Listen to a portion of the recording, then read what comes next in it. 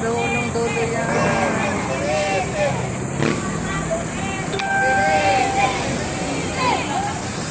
Ang pinaka-mapagpasya na isa sino mang numero o individual na posisyon na Senado ang panawagan ng pagkakaisang alay.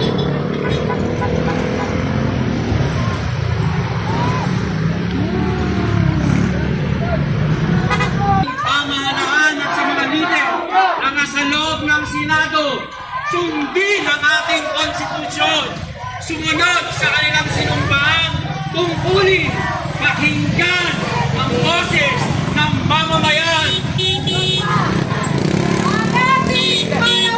Ang mga Senado, sa mga senador, sundin ang kanilang sinumpaang tungkulin sa bayan.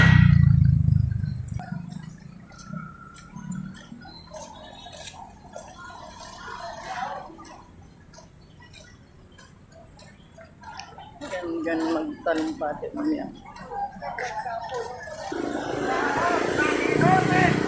Ang Senado! Sana mga kagandahan naghihintay ng taong bayan! Ang impeachment ni Sara Duterte! Subalit hanggang ngayon, ang pinagsisipatihan, kundi ang piling ng salita bullshit! Kahit siguro,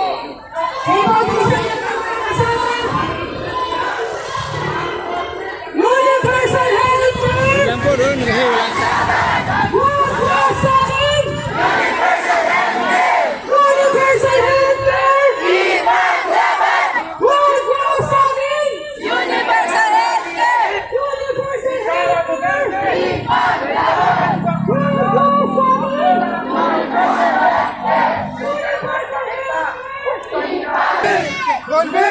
Convict! Sara daw!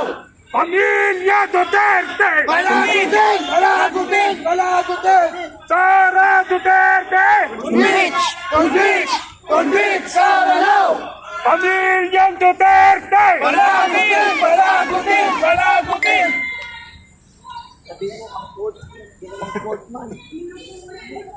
Ang portrait ginawang format!